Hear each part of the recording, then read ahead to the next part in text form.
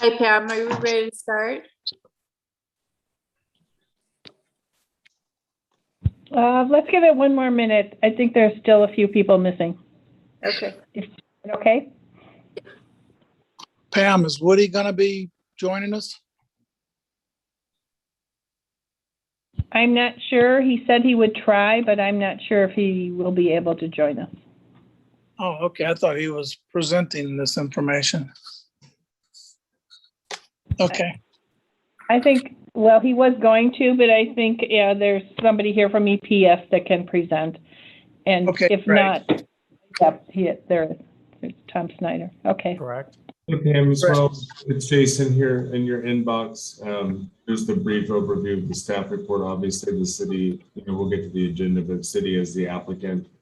Planning will still do a brief introduction, but the report's in your inbox in regards to the exhibit submitted, as well as the new one today.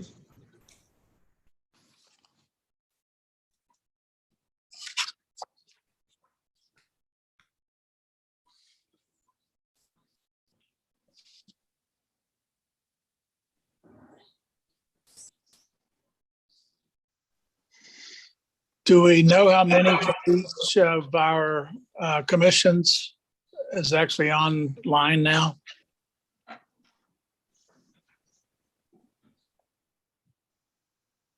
I know there are 4 design review board members. I'm not sure, 3 RPG members? I have 4. 4? Thank you.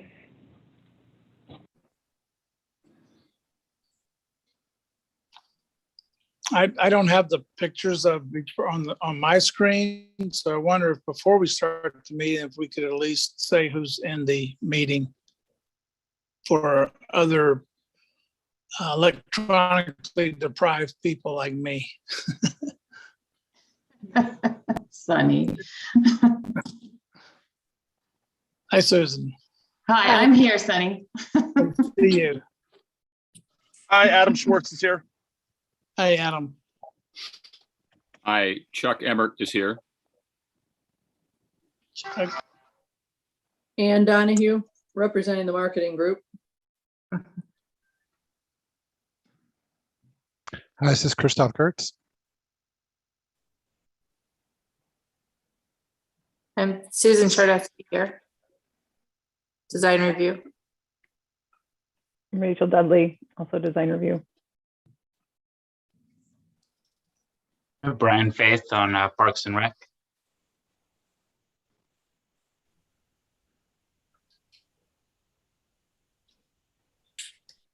Hey, Sunny. Brian Culberth is also joining now, and then you also have Councilmember Claire. Hey, great. Thank you.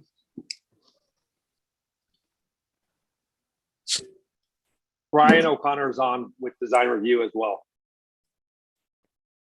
Perfect. Thanks, Brian.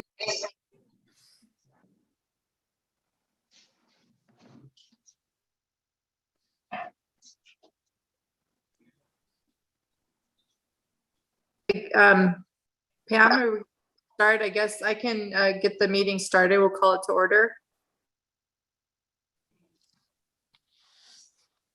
There's no objections, and I'm not sure who is going to present. Jason, are you going to give a brief introduction, and who's going to present the project? Good evening, Chair, board members from both boards. Yes, my intention, or our intention, is that I would do a brief introduction of the project, as typical of the planning team. Although the city as the applicant, generally, assuming the project manager would be Woody, but I believe we have 1 or 2 members of the EPS group team that will actually do the project presentation. Now, I do have certainly access to the entire package. So again, like I said, we'll kind of do this in 2 phases. We'll have the study session where we'll have an open forum between both boards. And then as we move over into the public meeting section, which is focused on the design review board review and discussion and recommendation, I'll present the staff report for that portion at that time. For the study session, we don't have a specific report. It's going to be more so the introduction by the applicant to facilitate comments between the boards before we open the public meeting for the design review board. Okay, thanks. And then, Jason, will you be able to like screen share so that otherwise I'm gonna be flipping back and forth and just have a screen. I'd be happy to screen share. Just let me know when you're ready. Okay, if you'd introduce the person to speak for the design group or for the EPS. I believe if I actually maybe Pam and I were discussing, I'm not exactly certain which member. I believe there was 2 possible members that were joining from EPS group. If the I believe Marissa, I'm not certain if you have the information for whom may present on behalf of EPS group for Woody. I know there's some circumstances we're covering the presentation on behalf of Woody through EPS group. I'm sorry, Jason, I'm not certain who it is. Pam, I believe who's the representative from EPS? Is it Tom? Jason, yeah, it would be myself, Tom Snyder with EPS Group Landscape Architect. You perfect. All right. So, Chair, at your discretion, I'd be happy to do a brief introduction or something about Tom to talk about the project as a study session item. Okay.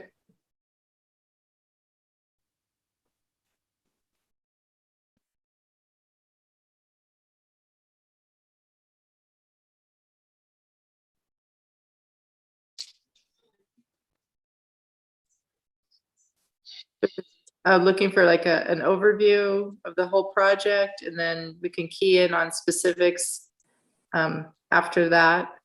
Okay, great. I'd be happy to provide an overview of the project, and again, we'll get to the staff report when we open the public meeting. So, the design review board members, certainly, as you recall, back on August 5th, you reviewed a portion of the city-led project in regards to the Litchfield Square or Litchfield Park City Center. Basically, the city center downtown project that's being led by the city in terms of the park development, infrastructure, and street networks, etc. And last month, what was brought before you was a focus on the building elevations related to the bathroom facilities. And we talked about the colors and the finishes and how 2 items. One, of course, brought to you as an item for your review as a design review board. All projects within the city center zoning district are brought before the design review board as a recommending body to the city council, which will ultimately have the authority for final approval. We're in a unique situation in which the city owns the property that's zoned city center. Hence, in the development of that zoning district, that kind of additional layer of review and discretion was left with the city council. So we brought the bathroom building forward to the design review board, and it was at that time that she recommended approval of the bathroom facilities. Now in September, tonight, we have a joint group of parks, between basically parks and design review, to discuss signage downtown, hardscape paving sorts of materials. And what they've provided is, I'll open up and share the screen now so you don't have to just stare at all of our little thumbnails, is the kind of almost like a section of, if you will, colorized, including paving treatments, lighting, signage of the intended roundabout at what would be to Litchfield Road, the extension of West Village Parkway to the east to what will be called La Loma Avenue. You can see the key map above. You should be able to see my screen. Can you see it, Chair? Yeah. I just want to verify you can see it. Great. So that's really what's being brought to you today. It's another dimension, if you will, of the city-led project beyond the park area bathrooms and the layouts and the vignette we saw. This is what the streetscape concepts that developed by EPS Group in conjunction with the city's interests. And as you know, there's working groups and such that have been addressing this. How do we address paving treatments at our crosswalks? How do you address paving within the roundabouts that are kind of a design feature of the right-of-way? How we manage and control traffic speeds, the landscape themes, the parking, etc. There are some items that I've noted that are in the plans. We'll discuss perhaps more so as a public meeting item and when you open that in the next phase of this evening. such as the sculpture that's in the middle of the roundabout. I don't really have the detail on that quite yet. But what you can see over in your right-hand screen, you can see a variety of earth tone finishes. You've got decorative concrete bands, you've got pedestrian pavers, sandblast finishes, pewter charcoal and tan, different types of pavers. You really can gather from this document that you see that the intention of the look and feel would be for the streetscapes within the city center, Litchfield Square. Flashing through it, the identification of Litchfield Square through monumentation signage is depicted here. As you can see in signs that are approximately almost 11 feet wide and about 7.5 feet tall. So they're not very large signs. They're within reasonable parameters in terms of dimensions. The city council has the discretion to approve signage as proposed by the EPS group and the working groups. Signage and parking both are development standards that are left relatively flexible to the city council for their discretion upon approval, upon recommendation from the board if the board finds them aesthetically pleasing, colors and materials in keeping with the city center zoning district. And you've seen so many plan sets at this level. By the time you've seen now EPS Group's plans, Destination LP's plans from a few years ago, you can see before you that these are earth tone finishes. You've got a rustic brown metal panel that's been routed with the city logo on it. And you've got the city letters over here, which are, the logo would be internally illuminated. And then the lettering here, powder coated rustic brown. I'll have EPS Group clarify if those will be halo illuminated letters. Since they're rustic brown in color, I presume they'll be illuminated either halo or uplit, I'm not sure. Additional signage, this is relatively diminutive signage in terms of height. These are only 5 feet tall, they're a little bit wider. And the color and material imagery, this is somewhat, if you will, let me see if I can get this right size so it's on your screen, not too small. The color and material imagery, this is really for the lighting that would be used with the pedestrian walkways. So you'll see the more detailed, almost cut sheet view of the lighting up here. And then as installed in a variety of, these are really not the city center, but in other applications elsewhere, what they look like in the field. You can see the kind of look and feel. It's a contemporary look. I'll go to the next slide. For pedestrian site level furnishings, also advocate for the city center zoning district. It's been considered all along that we would have site furnishings for the heavy pedestrian traffic as expected for both the commercial and non-residential aspects of downtown, but also for the respective festivals that would occur in the large park space in the middle. You can see here landscape benches, bike racks, trash receptacles, decorative pots, a variety of lighting types, and other types of benches, etc. Again, I'm not 100% certain that all the details have been selected. Tom can elaborate on that, but this is what's been provided for the city records. These are, again, we are more like cut sheets from the manufacturers in regards to paving systems. You know, let me go back here. Apologize for zooming out too far. Here we go. You can see how the paving systems would appear as installed in real life rather than just on a material finish palette. You can see them shown here. Somewhat more of a plank style system of a paver. And you can see more of the paving system shown here. And these are clearly just examples of their application in the field. And more specific examples of the paver size and spec sheets. And more spec sheets. Now, I do have another exhibit that I was asked to show of the Joint Commission today. If you give me just one moment, I'm going to open that. And this is just one more exhibit related to lighting. And I believe it's more so related to pedestrian level light bollards. And I'm not certain, did the screen switch on your side chair where it's just almost a white page with a single light bollard? Yeah, that's what we're seeing now. All right, I know it's formatted in sheet and landscape view, so, but I hope you can kind of generally see it's a modern approach to a light bollard where you've got the metal ballast below with this cylinder light fixture above, kind of this stick-like shape. So this was received today and anticipated to be part of the overall area package for pedestrian level lighting. So with that, I'd be happy to answer questions to either members of the board or members of the public. But of course, don't want to steal all of Tom's thunder, so he's welcome to present as he wishes. And I'm not sure if he has share screen capability. If Marissa wants to do that, or I wouldn't mind flipping through the exhibits and if he asks me to. So either way.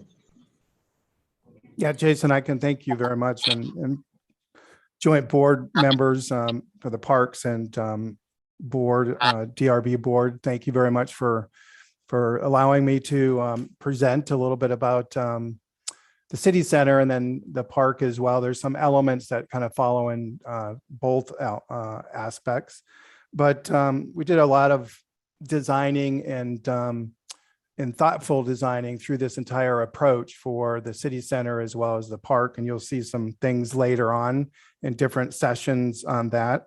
But we really took a lot of the history of Litchfield Park with the agrarian, Luke Air Force Base, and the palm trees. So you'll see that throughout a lot of these concepts for the park and for the city center specifically. So we were very thoughtful about the color approach that we're using, the historic nature, but also giving a little contemporariness and vibe to Litchfield Park as well. So that's why this kind of study session today, and then the DRB hearing later on kind of talks about just these materials, but kind of getting on the same page. We do have options. So this one is actually designed specifically on what we're going to recommend for the materials. So as you can see, Jason, if you can point to kind of the material that's around the roundabout. So kind of the exterior, like number 1, for example.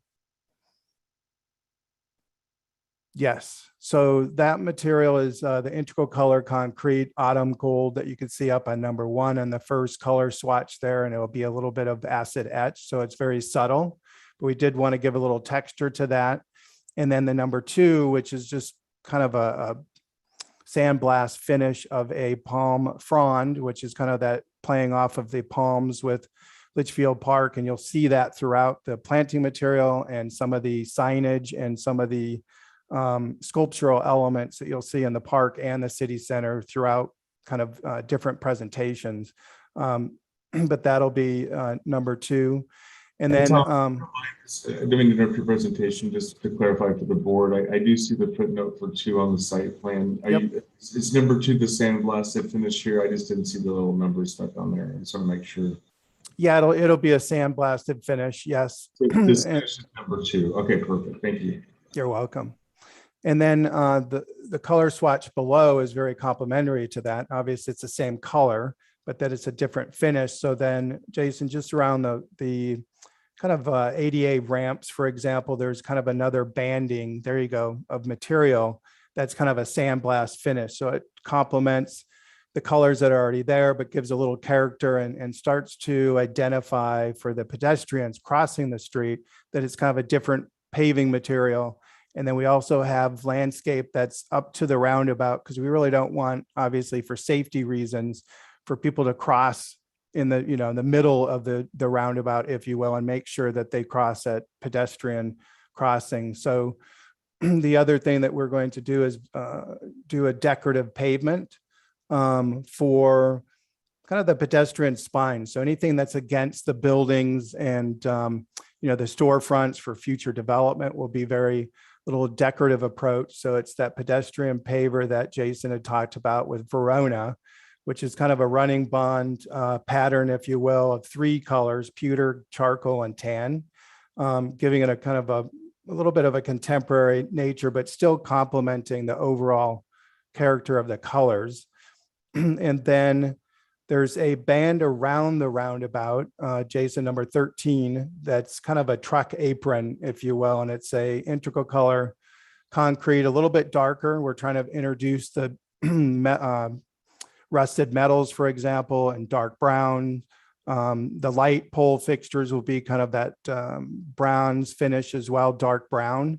So we're kind of tying all those colors in together. So that's the integral color concrete number 13, Southern Blush by Davis Color. So that'll be the integral color around the truck apron of the roundabout.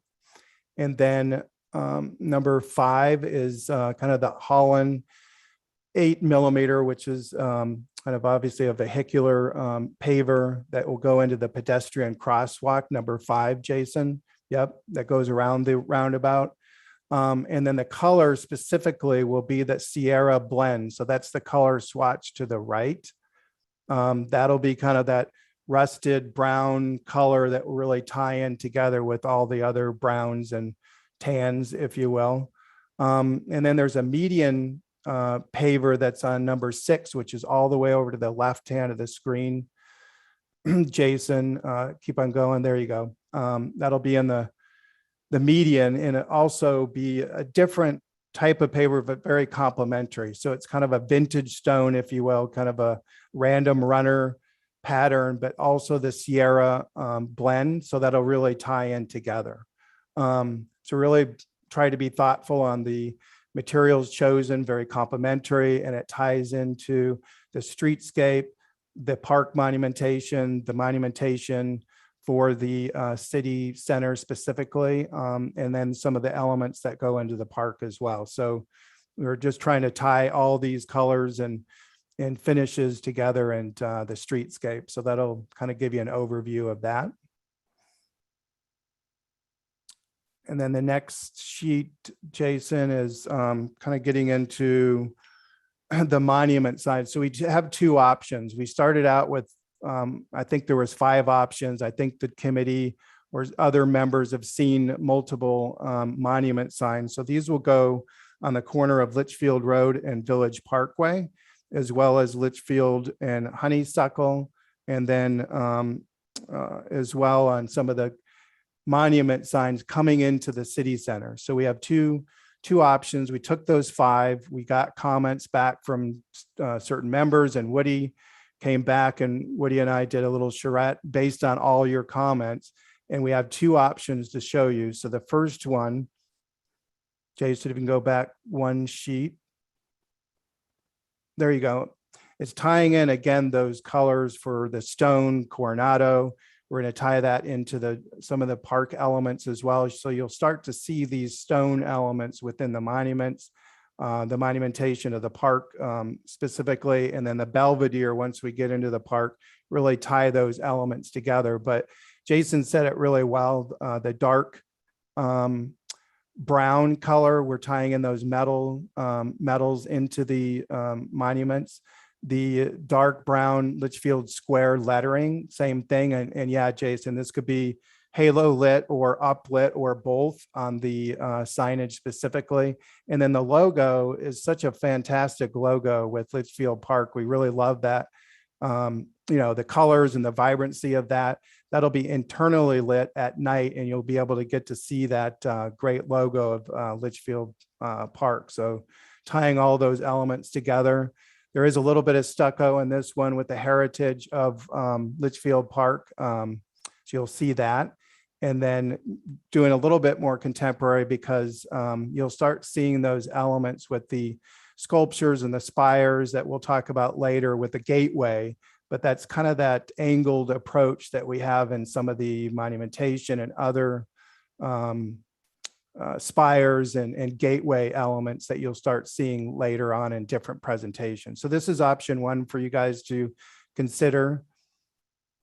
And then option 2, again, Woody and I kind of did a charrette based on all your comments and doing a little bit more simplified, but this one's more just a stucco approach with the letters kind of embedded into the sign a little bit with the logo that's internally lit again. But not quite as high as Jason talked about. So I think that's was well presented. So these are the monuments. So there's 2 options for you to consider. Based on all your comments previously, these are the 2 options that we felt that were the strongest and that would meet your comments on both of these signage. The last one is the lighting, and we've got 4 that were on 1 sheet and 1 on the last sheet. So I apologize. There was a light that we did show in the 60% Litchfield Park plans. There you go. That were is another consideration of the 5 lights. We did take on the previous sheet, Jason, number 1 is the Cal Aria LED from Visionaire. We're trying to be historical, but not being hokey historical as well, and bringing some contemporaneous to Litchfield Park, the city center, and then the park as well. So this is one of the options that we wanted to show you. It's a little bit historical, but giving a little bit of a contemporary vibe to it. And then the Radian LED light is number 2 by Lithuania Lighting. So all of these are LED fixtures.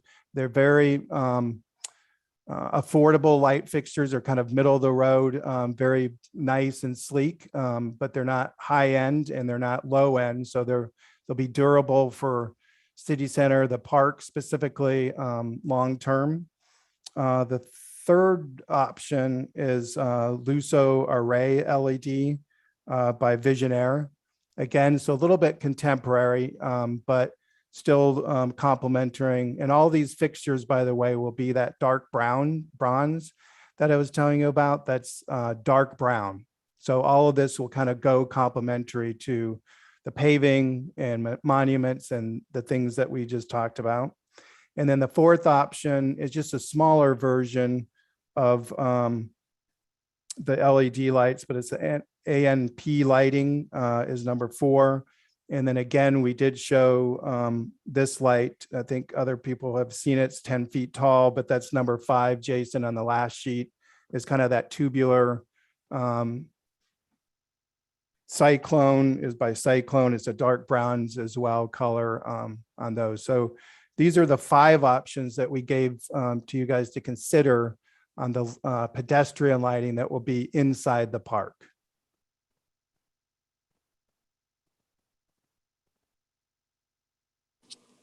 Okay, thank you. Is that the last? It is. Okay. Thank you, Chair. The other color materials, the bike racks, landscape benches, trash receptacles, etc. Are those just something those are things that you're just looking at for responses or? Yeah, these are, and again, Woody wanted me to put together this for you on a low kind of income level, medium, and then a higher end of that too. So these are all site furnishings that we have selected that are complementary, again, with colors and finishes within the city center. So yes, if you can take the high, medium, and low on some of these options. Lighting, I wouldn't get too far into it because we definitely presented some new fixtures. So I would disregard kind of the 2 last columns, if you will. But yes, all the other ones are options that we're considering for site furnishings. Okay, thank you. You're welcome, Chair. So I guess we can just open it up to probably want to give the Recreation and Public Grounds Commission a more say up front, because we'll be moving into design review where our members can have more things to say. But I'd like to get some feedback from that commission if anyone would like to. Are we using Hi, the whole? this is Adam Schwartz from the Recreation and Public Grounds Commission. I had a question about the plants on that first page that you're currently showing there. Can you hear me okay? Yes. Yes. Okay, yeah. So a couple of years, I remember we got a report that a lot of our mature trees in the city did not have enough ground area to get the water they needed to grow. We lost a lot of trees recently due to that. And as I look at the variety of plants here, are the plants that we're using there, are they going to thrive with just those small pieces of earth in the median through which to get water, or are we using porous materials in the road and so forth so that groundwater, so the rainwater can actually get into the ground and into those root systems? Yeah, no, that's a great question. We did do this as kind of a streetscape, more of it's the material, Adam, but I appreciate your comment. We're very thoughtful on the planting and the area that we're providing for those. So we are putting some rainwater harvesting swales within some of those planting areas to kind of capture that rain to help, filtration of the water within the plant. So we're trying to be thoughtful on that as well. And then, and the medians are quite large, if you will, for the Village Parkway, which is great for planting and not just little, 3 foot or 4 foot little strips. So we're trying to be thoughtful on, root sizes in that too. So I think that your comment is very valid, and we definitely are providing a lot of room for the trees and species and planting of the streetscape and the roundabout specifically, and then once we get into the park as well. So thank you, Adam. And kind of along the same lines, John, like I noticed Palo Verde was on there. When we get a monsoon, Palo Verde seem to be the first things to break in half and fall over. And those are obviously common around here. They're also one of the messiest plants. I want to just make sure we're taking all that into consideration when we're choosing those landscapes for the area. Yeah, absolutely. And I don't know, Adam, we talked previously with Woody or not, but we talked to grounds as well and maintenance on the plant species specifically early on. And we're very thoughtful of that as well. That's why we didn't choose a hybrid. A lot of the hybrid with Desert Museum, for example, is very brittle and break off during monsoons. The blue Palo Verde is very stable and sturdy. A lot of it is maintenance, yes, but we're trying to select plants that won't, you'll thrive in those spaces as well. And that won't have maintenance and breakage and fall over and that too. Specifically the Adam too, the thornless mesquite, we've had really good response to those in the root system for the Phoenix hybrid. So it's Prosopis hybrid Phoenix. They've got a bigger root structure and they go down versus and out, and they're very stable. We've used them at Arizona State University along the entire loop road of the Polytechnic campus. You're more than welcome to take a look at those, and in the parking lots, but they're very stable variety of tree species. So again, I appreciate your comment, and we're, like I said, very thoughtful of maintenance and the city maintaining them, and we definitely want them to, survive as well. Appreciate it. Thank you. You're welcome, Adam. Hey, Tom, if I may tag on to that, this is Susan Fix. I'm on the Parks and Rec board. Hi, Susan. Board Good as evening. well. Hi, good evening. Thank you for a wonderful presentation. And granted, I'm sure that these are incorporated, but I do have to ask, as Litchfield Park, we have orange trees all over our community. Are there any citrus trees incorporated into this design? That was question one. And if there are not, was there a reason? Are they too much maintenance? And then question two on the monument sign. I am fortunate to sit on that committee where we saw the first design to those signs. And I am such a fan of option one. I think it's stunning and I think it's very eye-catching. We talked about the design of that people will stand in front of that, have their pictures taken with the sign, whatnot. Marissa brought up a great point about after just having watched the Olympics and the insanity of those skateboarders, that we don't want that to be an area where they can skateboard or climb up there and that kind of thing. So one of us had the idea of around that sign, planting a small cactus garden to look appealing, yet not so inviting to go and stand up there. That's great. My two cents. Susan, that's great point. We'll also have, DG and planting in front of that, but I like your idea of some cacti in front of it as well to kind of prevent that. But it's a great monument into the city center and Litchfield Square. Hey, Tom, from the staff level perspective, obviously, can you clarify the direction that you may be seeking from both boards in regards to whether they should be selecting option one or two in terms of a preference at this stage, not just for the signage, but perhaps also for the light fixtures that we showed, the 4 options, 4 plus the fifth one, which is more of a bollard style. Is that what your intent is for today, to get some direction? Yes, that's it, Jason. Thank you. Yes. I just wanted to clarify, since they had two very distinct options. Obviously, this option is a different look than this option. So thank you. You're welcome. Thank you. This is Christoph from RPG. So a couple things. While we have this one up, I guess I'll start here. I like the contrast here. I think it really draws out the logo, whereas it seems to get a little bit lost without that and the option 2. On the benches, and the higher end option that we have looks very similar to the park benches that we've put in over the last couple of years. Not exact, but I recall that not being too expensive. So perhaps that's an option that we can evaluate, as it has one that would match throughout, and they're rather sturdy. And like I said, I think they came in pretty inexpensive compared to some other options.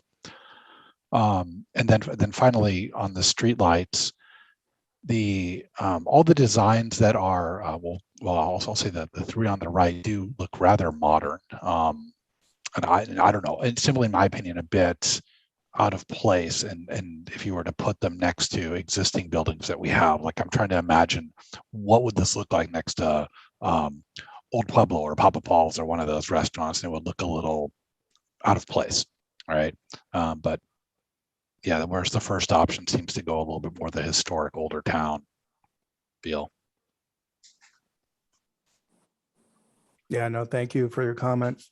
That's I- kind of what I, we were doing, is trying to give you that option of the historical, but being a little bit more contemporary, and the other ones are pushing the envelope of contemporary. I think some of the architecture is going to be complementary of the history of Litchfield Park. As you saw last time, we presented the restroom facility, right? The building for the at the park. It's kind of complementary, but also pushing a little bit more of the metals and things, and being a little bit more contemporary, a little bit more modern. So that's kind of what we're doing. But yes, we're wanting input from the joint committee. And Tom, if I may, just from planning staff, just 2 questions. There was the question posed by Board Member Fix in regards to the tree plantings related to citrus trees. Now, I know that citrus trees are inherently part of the landscape within Litchfield Park. In the overall landscape palette of the project in Litchfield Square, is there any intent to incorporate citrus trees outside of the streetscapes, or would it be more of the desert varieties as shown tonight? Now, I know we have a very limited palette considering the context of what a full landscape palette would look like, but could you address that specific, if there's any intent to do citrus anywhere? And then I have a second question just to clarify, for the kind of help the board understand something else. Sure. Do you know if there's citrus trees at all, or just not in the streetscapes? Because they're not present in the streetscape exhibit tonight. No, yeah. So that's a great question, and thank you, Member Susan, on that that comment. We definitely wanted to hold on to the history of Litchfield Park, obviously, and as you know, with Wigwam Boulevard and Litchfield roads, you have a lot of the citrus that are along the roads, and then there's turf in the middle. And our original plan for Village Parkway was actually turf in the medians, along with the palm trees, which is also kind of adherent to both of those roads. So Village Parkway is kind of that prominent main boulevard that goes through the city center and Litchfield Square. So we're kind of complementing that history, but bringing in a little bit more, I guess, contemporariness to it, but holding on some of that history. So we'll see those palm trees within that median. And then the trees, there were some concern about maintenance of those citrus trees. So what we try to do is introduce something that's very agrarian, but it's the fruitless olive tree. So we brought those in so that you see the rhythm of olive tree and then palm and olive tree and palm along Village Parkway. Woody met with the parks or maintenance rather, and they thought that the turf in the middle of the median would be a little bit cumbersome of taking mowers onto it, and being a little bit, they said they felt concerned about safety, trying to get a mower up there as well. So we did pull that out. So this is a new version of Village Parkway that will have planting in there without turf, but have the olive tree and the palm tree that has kind of that historic nature of the two surrounding major arterials. So I hope I answered your question, Susan. No, we don't have citrus, but there was some concern, but we're trying to honor that because I understand your comment is well taken, and we try to do that with the fruitless olive tree. In lieu of turf, is that gravel on the medians then? Yes, decomposed granite with planting within there. Thank you, Tom. The second part of my question. Cover. Oh, I'm sorry, go ahead, Chair. I was asking what would be the plantings in addition to the granite? Chair, we haven't, that was, like I said, very recent that we pulled that out of there, probably a week ago. So we have our plant palette specifically, yes, but we have not thought about exactly what those plantings will be, the understory of the plantings within the medians as of yet. Tom, if I may, the second part of my question is on menu. It's really kind of a selection menu, if you will, of site furnishings. Let me go ahead and zoom over. I wanted to clarify for the board's consideration. I think it's pretty clear, you know, option 1, option 2 in regards to the signs. They're distinctly different. When you're talking about the lampposts and the site furnishings, as you have here, you've got 4 options. One is a traditional option and the other 3 are somewhat more contemporary. You mentioned in your presentation that there was still an intention to keep with the anodized bronzish color. So Correct. Would these be replications of the design, but they were all still intended to be bronze? You would not have silver on the palette? Is that correct? That's correct, Jason. So if Thank they were to you. say, I like number 2, it would really be this number 2, but this color. Yeah, it would be the Silver. dark brown color, because those are a little bit black. So I just wanted to make everybody aware that it would be a dark bronze, which is actually dark brown. Okay, so they would need to just imagine these as all basically dark brown. And the same goes, if you don't mind me, I don't mean to keep the commission and board's time, but when we're looking at the low, medium, high color material imagery, would the intention still be to keep all of these options in a brown rather than some of these aluminum finishes? Or is that yet? That hasn't been determined, but correct. I think we are going to introduce some of the, because I still think they're complementary, the silvers and the bronze, but yes, staying in that palette for site furnishings. Okay, thank you. That's all I had. May I ask a question?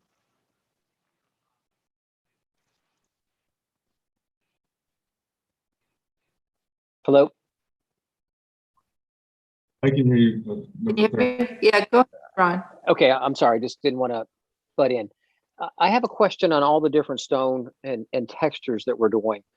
I have a concern. I mean, it looks like we've got 6 or 7 different things happening in a very small area, and that maybe we've got a little bit too much happening. Is there any indication or any thought from anybody that maybe we've got too many different elements of stone when you mix the gravel, the quarter minus, all the different pavers, the sandblast? It just looks like you've got so many different things happening in a very small space. Ron, I think it's a good comment, and I'd like to hear what others have to say as well. We have done a lot of retail and mixed use development such as this, and Woody and the team, we went up to Kierland Commons and actually was a part of that one as well. But when you're shopping throughout a district or future development like this, that's mixed use in that too. I do appreciate your comment. However, there is some interest that is in here and in complementary colors. So what we're trying to do is, yes, we're not trying to introduce so many things, but they're very complementary and kind of goes in together, but it does provide some interest in wayfinding, for example, the crosswalks, and then the paving that goes around the roundabout and that too. So we're trying to be thoughtful and not introducing so many things, but being of interest and complementary in colors. Understand. I think you've done a really good job. I just concerned with, like I said, we've got so many different elements with the different types of stone and pavers and just in the walkways. That's my only concern. I love the signage that you've done. I love the look. But I just think that maybe, and Kierland's beautiful. So you did that. You did a great job. Potentially it's just a lot happening. Chair, think may Yeah, I I go was- next? part of the differences in materials is kind of trying to accentuate the different functions, like the crosswalks versus where you're onto the aprons of the roundabouts. And I think as a pedestrian, you're not noticing as you're walking along a little bit difference in material. If you're seeing it you're seeing the whole thing all at once, but when you're walking as a pedestrian, you're really only seeing, a few feet at a time. Thank you, Chair. If I may add, I know that Woody has discussed in the past when we talked about the safety of pedestrians at roundabouts. There was a concern that had been mentioned, not that I'm aware of perhaps by members of either board or commission here, but in general, how do people cross the street safely around roundabouts?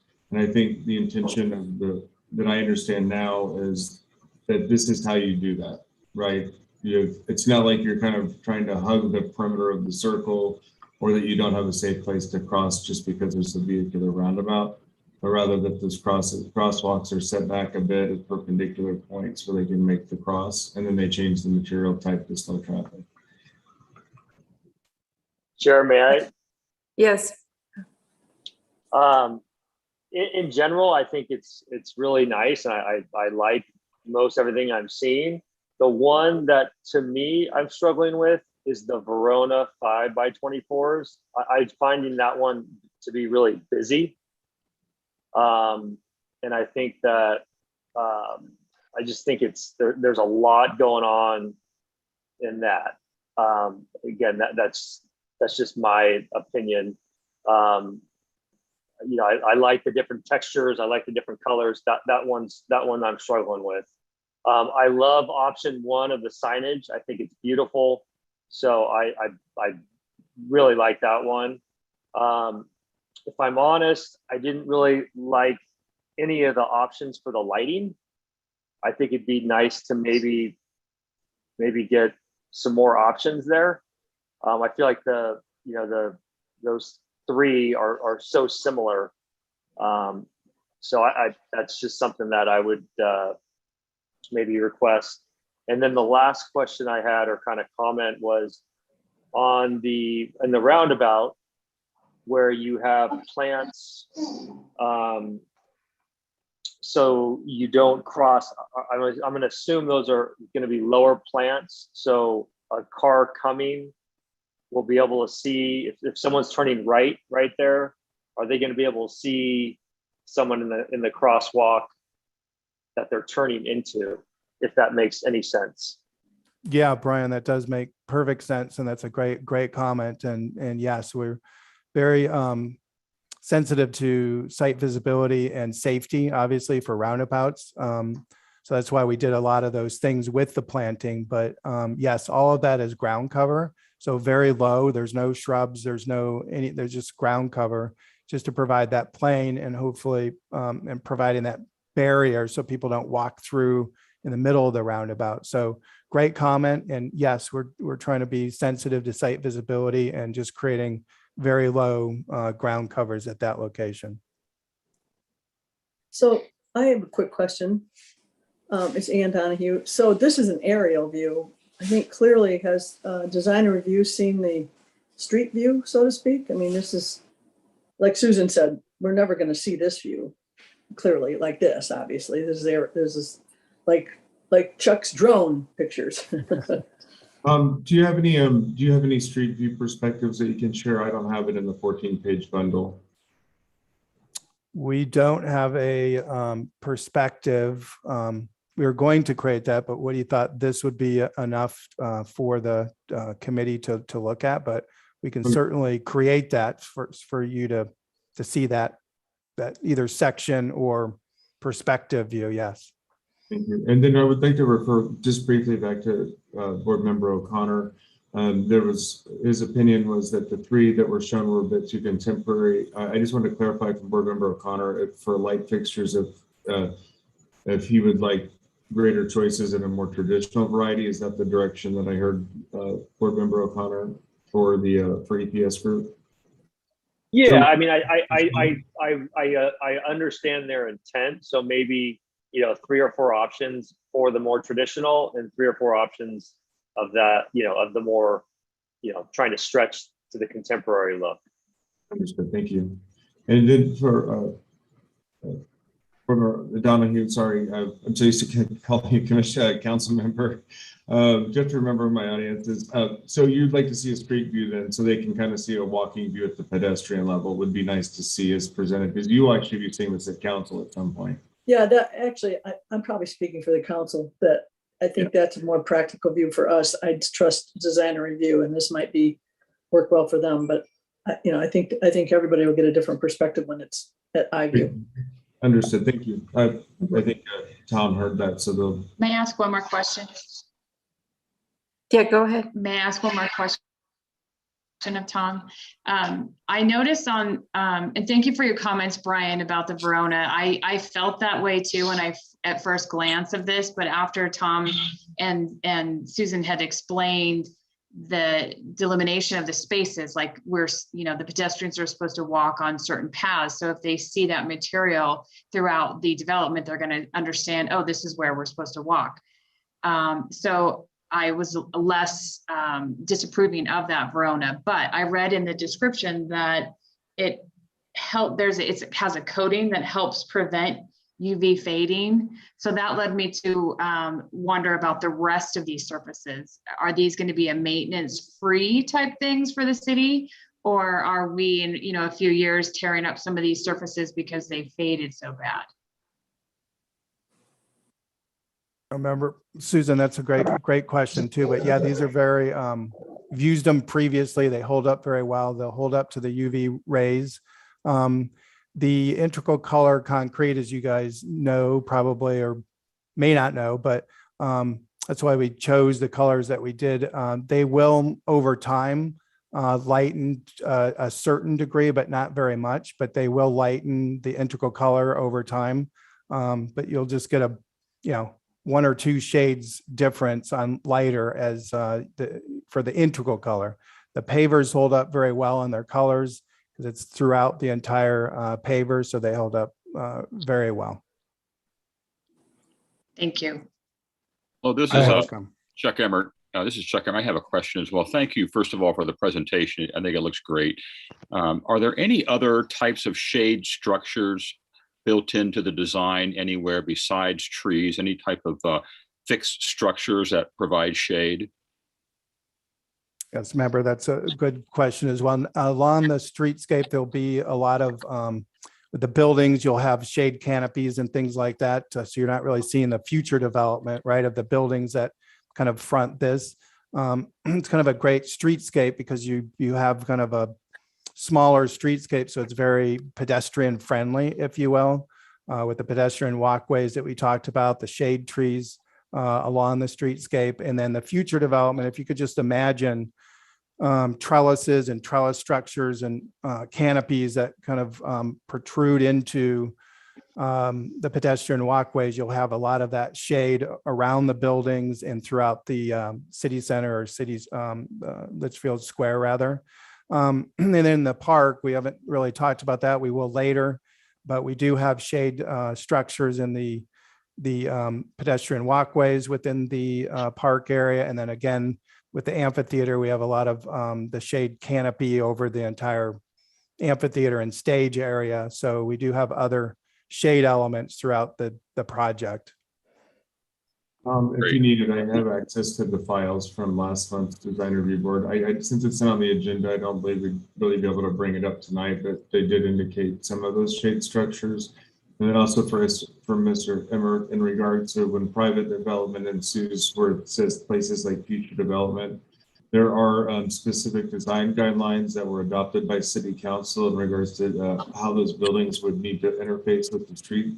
So as the public domain, which is the right-of-way indicated here by these lines, where that scene meets the private development, there are concepts to bring the buildings to the street with a dominance of street shade structures, glazing, doorway entrances and such to have a comfortable environment for people on foot.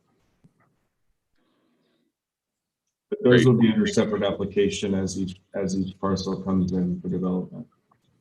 Yeah, I want to echo that too. As part of a design guidelines for every developer, they'll be required to put in either an arcade or some sort of shaded walkway in front of their building, and it'll hopefully all incorporate together. As you walk down, you'll be able to find shade.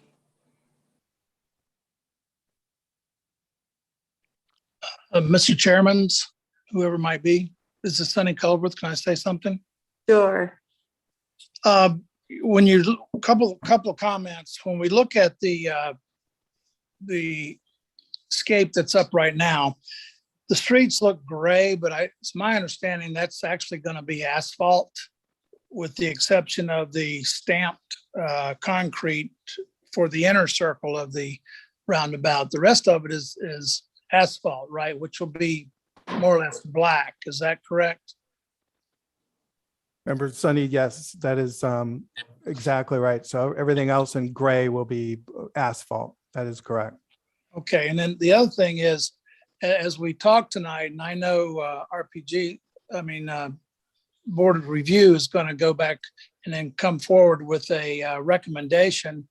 I would suggest possibly that we could say, let's take a look at the lights, get the consensus of both commissions, and so that you have so you kind of know what each of the commissions have thought, and then let's go to what we're talking about now, as opposed to jumping back and forth. Maybe handle each one of them individually, in the interest of time and getting everyone's input, so that tonight, when you go back and make your decision to bring it forward to the council, you kind of have a consensus of what did everyone think tonight. That's all I have. Board member, Design Review Board Chair Chernetsky, in terms of protocol related to what thank you, Sonny, has referenced, and the idea being, can we bring forward everyone's opinion on the direction to give council from both sides? Since it would be a Design Review Board meeting that would open after this study session, would you want to kind of get member statements just as a part of the study session, and then you would contemplate that as just the Design Review Board? Because I don't believe the parks really will be involved in the meeting portion that would be opened after this. This might be the time that you get that input. That's exactly my point. Yeah, so like get it now so you can kind of get that direction on record, because the board will deliberate separately. Yeah, that's why I kind of was inviting the recreation and parks people to speak up right now. Okay. And they kind of give your views of anything you've got strong feelings about one way or the other. So I don't know how many are present, but I know we've had a couple of votes on, like, for the signage. The option 1 is the leading favorite. And then as far as the lights, we're kind of a mix. And that maybe follow something where we may put that aside and ask for a few more different examples or options. Good evening, this is Adam from our, go ahead. Thanks, Adam. This is Christoph. I may add two things to what I said earlier. They're really echoing what others had said. The running bond does feel a bit forced. It's just, I don't know, I'm struggling with it as well. I'm not sure. I just can't see it working that well in there. Then I like the idea of incorporating citrus. I would perhaps in the median. I feel like we'd have a very difficult time getting citrus trees that are tall enough to walk under with the limited space we'd have next to the buildings. And I don't think you can buy citrus trees as big as we have on Old Litchfield Road, but perhaps in the median to keep some of that feel that we have of the major streets we have in Litchfield Park now. But yeah, this pattern, I just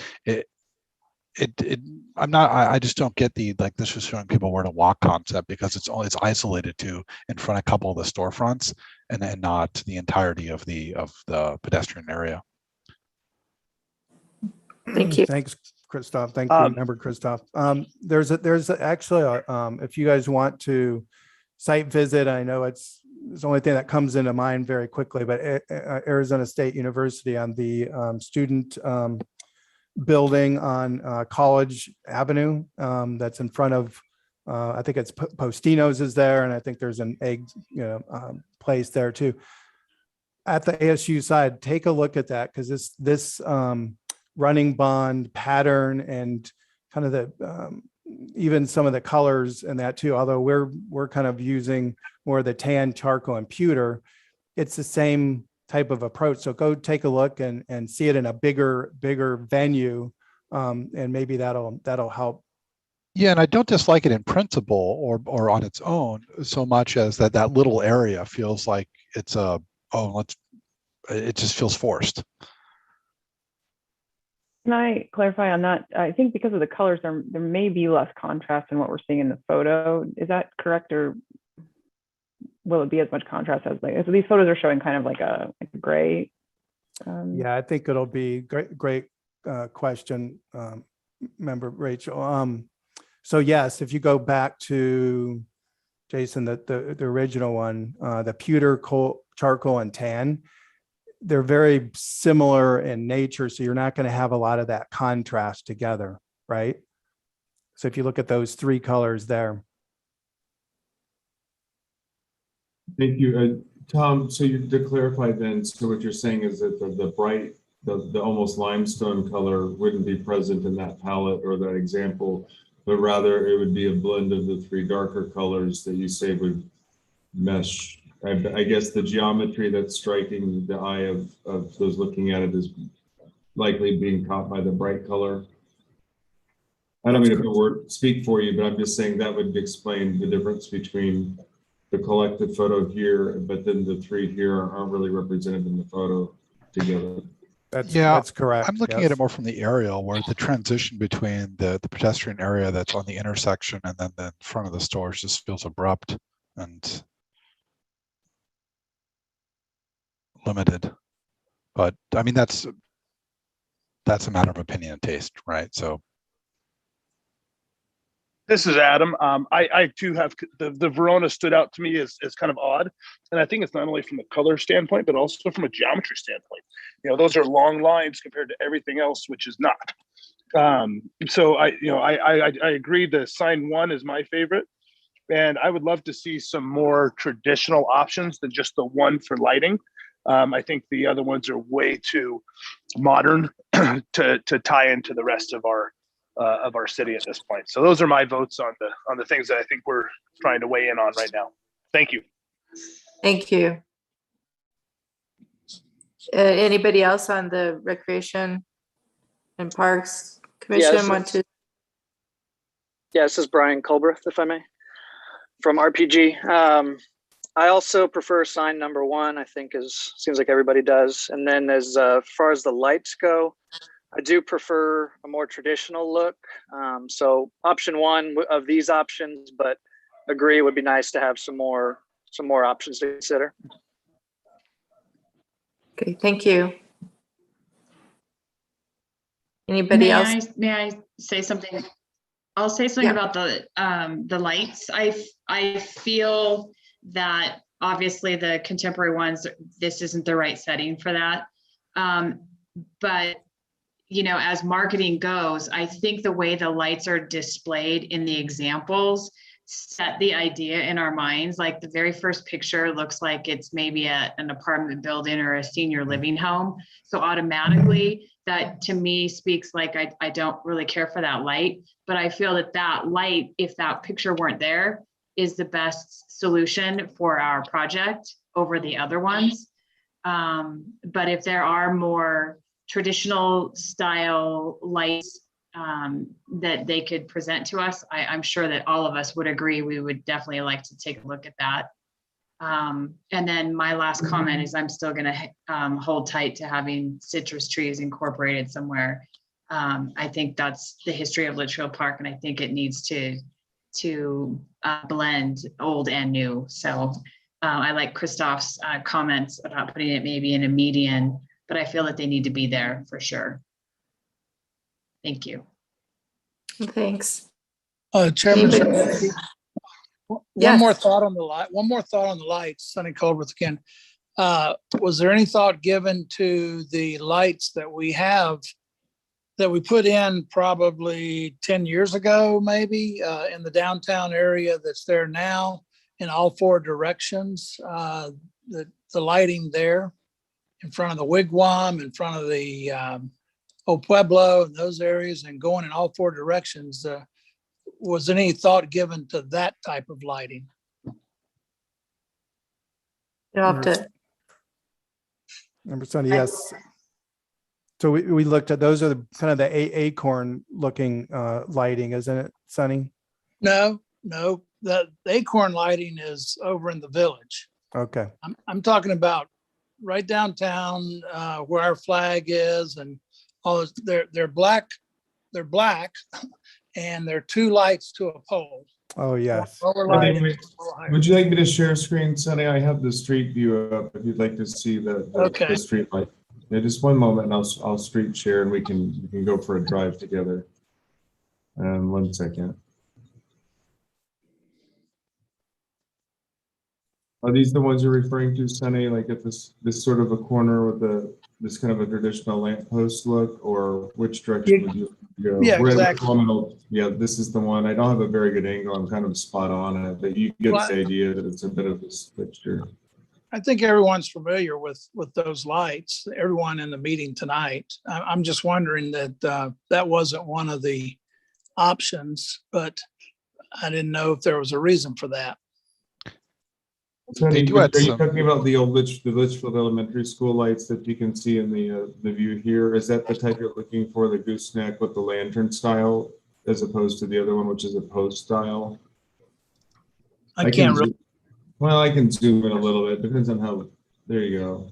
Something like that. Is that what you're referring to? No, not at all. Okay, let me back up. Does anyone else know what I'm talking about? Yeah, Sonny, the ones right on all four corners, and they do add a bit of utility in that. They've got the little, I don't know what they're called, the things we can hang flags on, right? So if we have events and that sort of thing, and that might be a question of, do we want that as well, or do we have another place where we did display temporary signage like that? We would want to be able to do that. I think these are the ones you mean then. Yeah, we would want to be able to hang banners for different occasions. These have the banner posts already installed on them. If you can see them in the view, let's see if I can zoom in a little more. They have the posts where you can hang the street banners for festivals. I have a question. Just to clarify real quick, these are street lights, obviously, so they're much taller. So what we're talking about is pedestrian lights at a 10-foot level, but the style of the light, yes, I think we could put that on as an example, Sonny, and put that on as an option, and then we'll get other more traditional. And I think what I'm getting from the entire group is all the options, 2, 3, 4, and even 5 are too contemporary.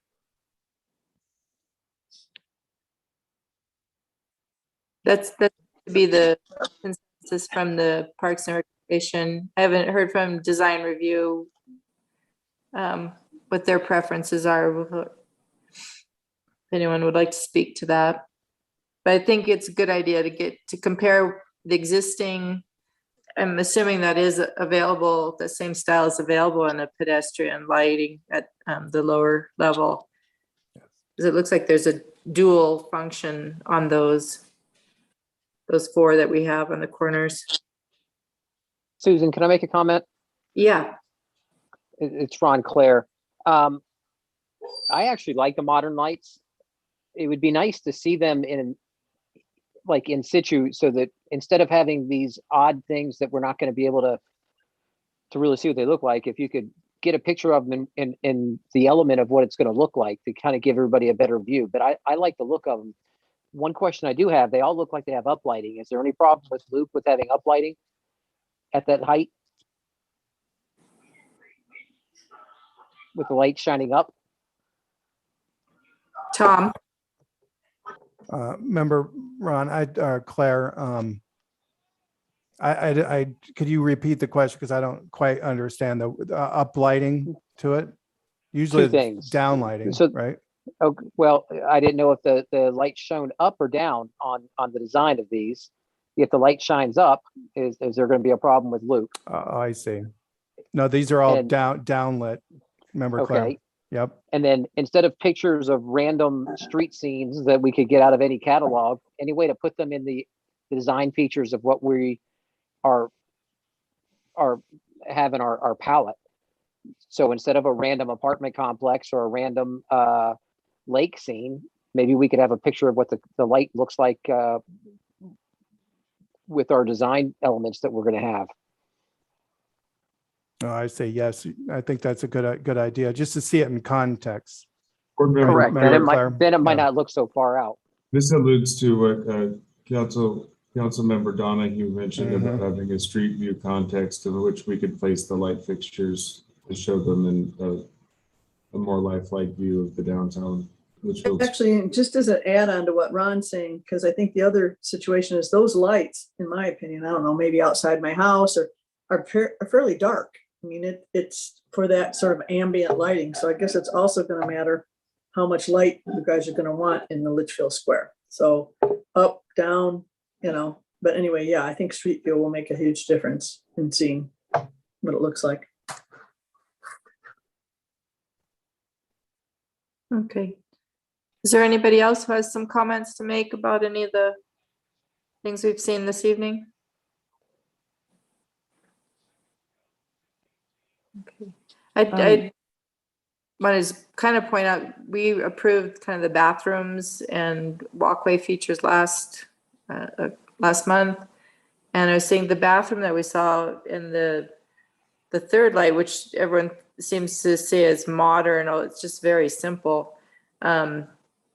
I thought that would go well with that style that we approved already for the bathrooms, would coordinate and would look nice. That's where, seeing it in context maybe isn't important. And then some of these buildings are not designed yet. So there may be some who are leaning more towards, although we're going for a Southwest style, they might be more of the modern style building too. So it's hard to make this choice, but let's look at some more options. Susan, I'm sorry, I didn't jump in earlier. I just wanted to also add that I'm kind of a fan of the more modern options. Even actually the signage and it sounds, or the signs. I think I'm a fan of, minimizing detail for the sake of detail. And I think that first sign kind of, it's nice. There are no bad options here, but I like the second one actually. I agree the contrast is nice on the first one. But the second one is more simple and kind of, I think, would allow for more variation in, like you said, like if the buildings that are coming in are more modern, I think it's going to kind of match with anything that happens there. So, and actually same thing on the lighting. I think I absolutely like the idea of considering the lighting that we already have and trying to stick in that vein, but I'm not a huge fan of the kind of the more traditional lighting look. I think that's maybe going the opposite direction of where I'm kind of hoping the city center is going to head. So. Okay. Board Member Dudley, and for the chair, just as a reference, I just wanted to quickly share what was presented to you last month and recommended to the city council for approval. Just out of context, these are the bathroom buildings. Those are the shade structures in the park area. And just in case you wanted to kind of see a snapshot back in time to what you saw last month, I can put the PDFs back up when you're ready for obviously what's in front of you this month. But that was, imagine the context of the lighting you're seeing tonight, the landscape palette, the streetscape, and here's kind of the centralized park space and the architecture of those buildings that you saw. I also have the full bundle and agenda packet from last month. I know you probably don't want to go back through all that, but just the context. Yeah, that was kind of what I was thinking of when I was thinking some of the more modern lights might tie in with this look. It's more a cleaner, simpler look. These were the shade structures and the trellis structures that were alluded to and were asked about earlier. If you recall, there's these somewhat like battered column appearance with a trellis structure above it as you approach the bathroom walkway areas. So if you're thinking about which light fixtures seem to go with that architecture, you can kind of merge the two thoughts together. Okay, thank you. All right, anybody else have some thoughts that they want to speak up now?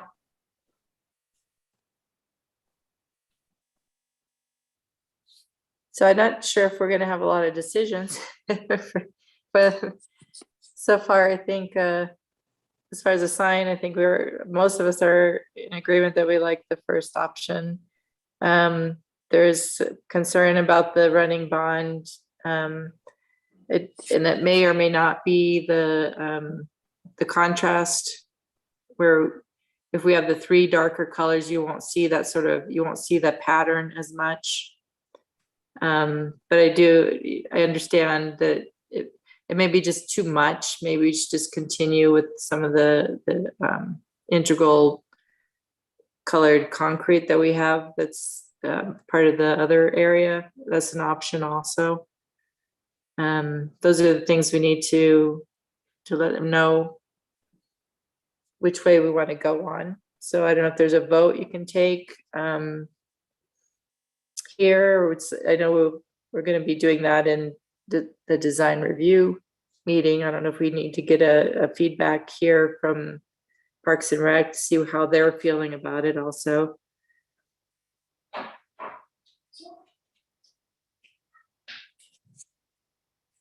Yep. I believe you just need, like, you're requesting a series of statements as part of the study session record rather than a vote. I think that's what I'm understanding, is so you can understand their kind of temperature on each item. I'm just saying if there's a consensus from Parks and Recreation on the few things we're not in agreement on is the Verona running bond pavement and the light fixtures. I think we all would be okay with holding on and looking at some more options on light fixtures and comparing it against the ones that we've already got. And then on the paving, get a from Parks and Rec.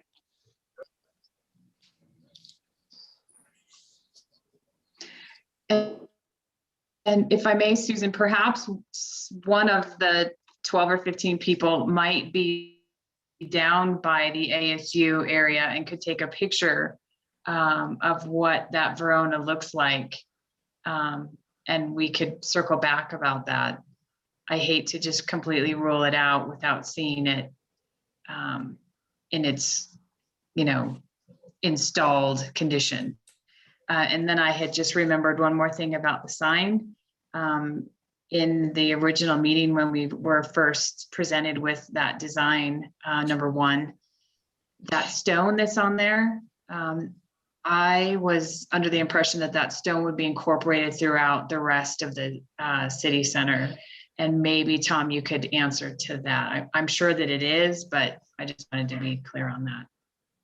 Yeah, Member Fix, that's exactly right. So the materials we're trying to do get threaded through the entire Litchfield Square and City Center and the park element. So you'll start seeing those, yes, in this monument, because it's kind of a gateway, if you will. The spire that's on the corner of Wigwam and Litchfield Park, which you'll see later, also has that and some of the other metal elements. And then as you work your way into the city center, or Litchfield Square rather, and the park, you'll start seeing that at the gateway monument to the park specifically. And then Woody loves to use this architectural term, but the Belvedere that overlooks the kind of amphitheater area in the park will have that those stone elements as well. So it starts to tie in from the monuments to the spire and to other elements within the entire Litchfield Square. So yes, thank you for bringing that up. But yes, it's all tied together, Member Fix.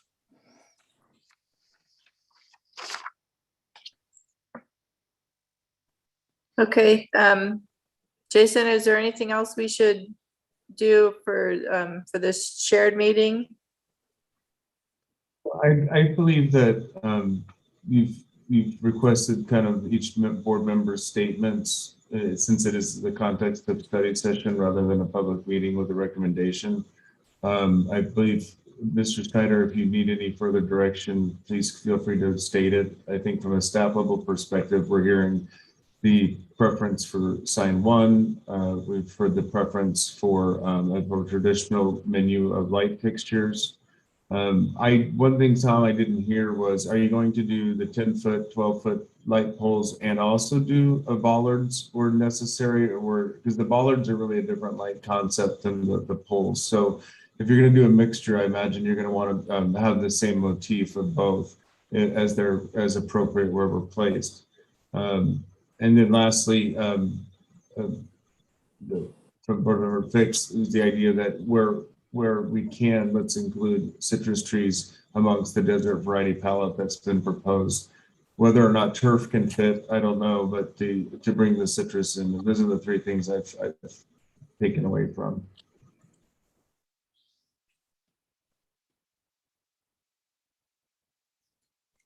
Yeah, I think you've got it pretty much, at least what I'm hearing as well.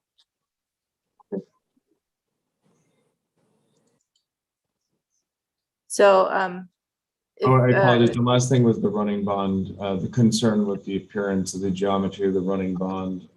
One thing I was going to note, board member or chair from the design review board, Chernetsky, is if there was a concern with the geometry of the running bond, the idea is the context and the city center design guidelines advocate for what would be ultimately a mix of architecture. But imagine this sort of geometry or this sort of ground paving in front of traditional, more traditional style buildings, if you believe that they're compatible or not. And my understanding is there's a general consensus to steer in the direction of something a bit more muted, so it won't conflict perhaps with what's going to occur adjacent in private development. You know, you have this kind of bolder contemporary geometry of the Verona bonding or whatever it's called, and running bond next to, let's say, a Santa Barbara style architecture, as you can, it kind of exists already downtown.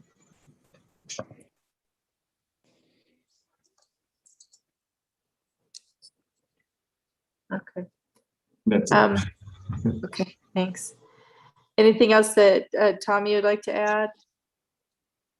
No, I appreciate everybody's comments, Chair and members.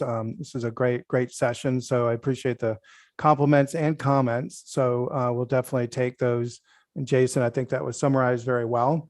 So we'll definitely take a look at the lighting again, and then hopefully we'll come up some other examples. I think the perspective view might help as well, kind of walking down the street and you can kind of actually see that. And then again, we are being sensitive to the historic nature of Litchfield Park, although I think Member Fix or others have said that, you know, doing a little bit more, pushing that contemporaneous of you know, modernized, but still hanging on to kind of the historic nature as well. So a lot of these, you know, materials that we put into, you know, the Verona and other things with the lighting, we're kind of pushing that a little bit, because I think the city center, yes, well, we'll hold on to some of that historic nature. I think hopefully the buildings will be more contemporary in nature, along with holding on to that contemporariness of Santa Barbara and style as well. I think all of it kind of fits together. So we were trying to be sensitive, but yet bring in some more modernization of you know, this really cool city center that it'll be. Yeah, I appreciate your thoughts there. Thank you. Okay, I think we can close this meeting out. Is there anything else? Let me check my agenda, make sure I haven't missed anything. So if I could have a motion to adjourn. And then I guess we'll be following with the design review meeting next. Motion. I'll second. Thanks, Ron. Thank you. All in favor, say aye. Aye. Aye. Aye. Any opposed? Okay, thank you. Thank you. Thank you. Thank you, everyone. Pam, are we just gonna roll right into the design review, and anybody wants to hang out is welcome to stay? Yes, that's right. Yeah, we can roll right in and call it to order if you'd like. Okay. Let me switch agendas here. Oops.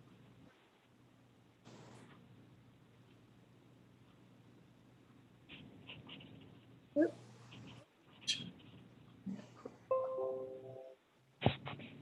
Okay.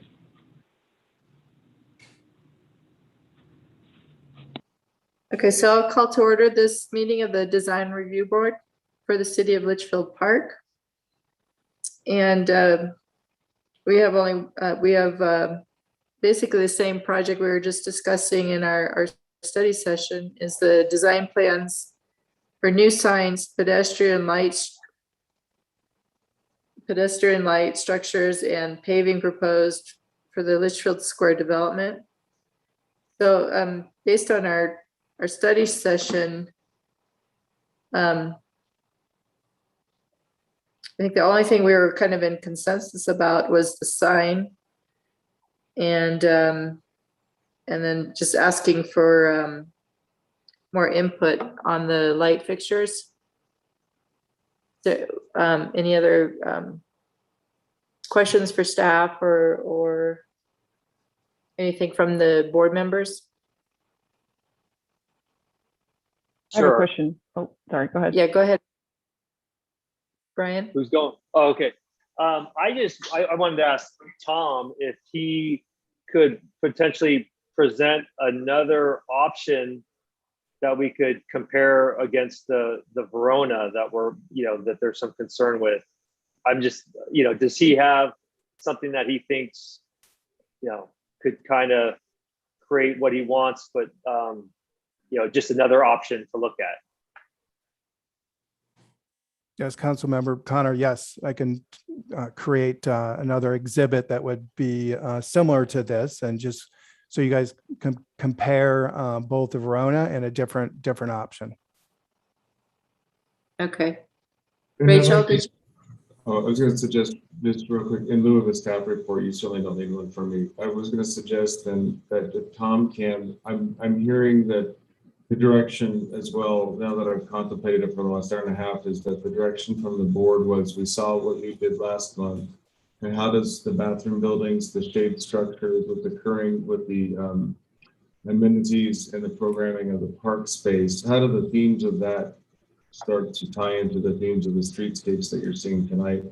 And do some of these contemporary themes work in tandem or not work in tandem with the more traditional themes we saw in the park space, with imagery of the bathroom buildings looking more like a city hall building, and then some of these other items looking more contemporary with wedge style, like on the sign lines, this type of stone, the running bond pavers, and the contemporary light fixtures. Do they all still talk to each other? That was just, I'm gathering the two kind of threads of design concepts where they meet. And again, maybe more thematic streetscape images like Councilwoman Donna, you mentioned, might be helpful. That's all I'd say from the staff. I'll go on to let the board members deliberate. So Jason, if I can add to that. So most of this conversation was about the streetscape specifically for Litchfield Square. And then we rolled into the park, obviously, with the lighting specifically. We designed, the palette of materials, like I said, very thoughtfully, and we brought the architect in.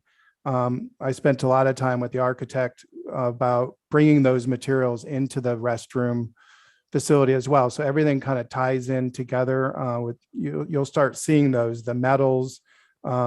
They use stucco obviously for the building facility, but then there's the awnings and or the shade canopies that come over the metal components, and the ones that we designed in the park specifically with the pedestrian kind of shade structures that go over metal. They'll have kind of that palm frond will be in the canopy as well. So you'll get some really nice shading effect of palm fronds and that too.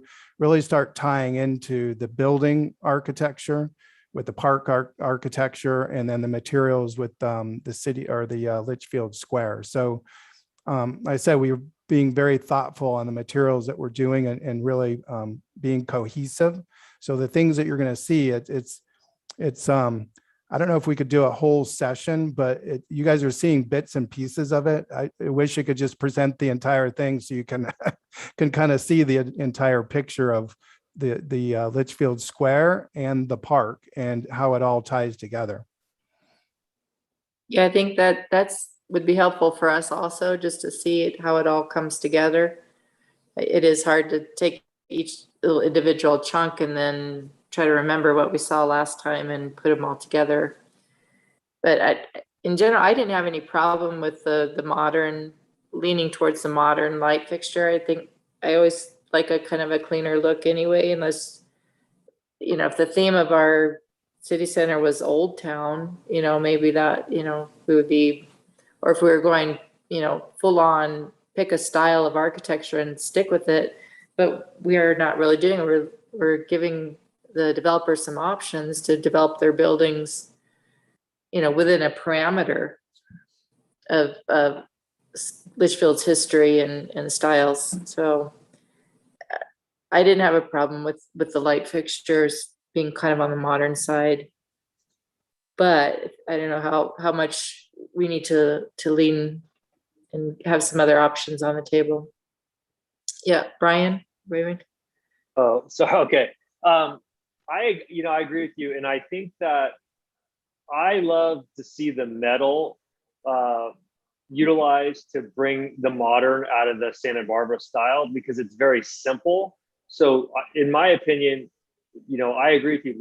We want to add some modern elements, but we want to keep them really simple. And I think that's why, like, the Verona for me is a little bit hard, because it's modern, but it's busy. It's not simple in my opinion. So I agree with you that, and I think it was just, although this is a beautiful presentation, the presentation of the lighting I got stuck on just because it didn't feel like it fit right, because like some others said, the backgrounds and such, right? So I agree with you. I think we still need to look at some simple modern elements for the lighting.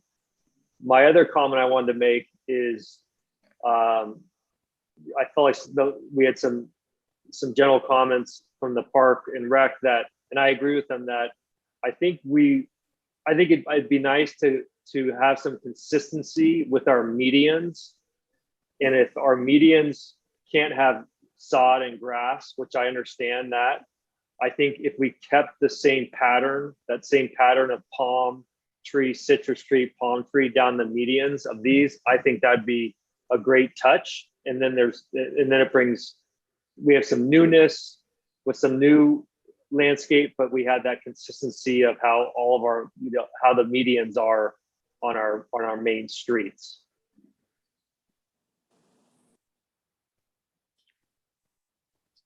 I think another option to consider too, and I don't know if this would be enough, is at the very entrance from the turnabout on the roundabout on Litchfield Road, there seemed to be an opportunity to create like maybe that's where you can incorporate the citrus just as you're entering in, and maybe the median, if you need not to have the maintenance issue of the orange trees there, there's also the issue of the citrus take a lot more water. So maybe that would be an opportunity to incorporate the orange trees as you're exiting from Litchfield Road on the roundabout into Village Parkway. That's a great idea, Susan. I mean, way out, yeah. Yeah. Towards Litchfield Road, where you're coming off the roundabout. Yeah, to the west. So you'd see, yeah, and then down here, they've already seen a few trees pictured. Maybe those could be the orange trees or citrus. Yeah, where is it? Down, if you go down, and over. There you go, right there. Maybe those areas would be the place to, because that's like introducing us to, and maybe that could be a feature of citrus there. Chair, your suggestion perhaps might be that you could do some large specimen citrus at the gateway points. Yeah. To kind of bridge the traditional theme with what's occurring here, which would transition to a somewhat more, well, I mean, that would be, otherwise, if you want to go back to the alternating citrus, just change out the olive to citrus, I guess, to incorporate the similar pattern that we have downtown already.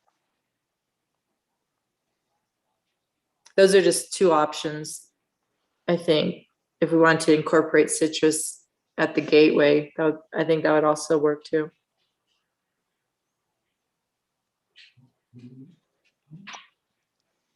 not trying to make everybody dizzy, just trying Yeah. to give you a visual. You can see, as you're trying to remember what everything looks like, I can kind of show you the alternating palm and the citrus versus the alternating palm and the olive. And obviously the turf would come out. Yeah.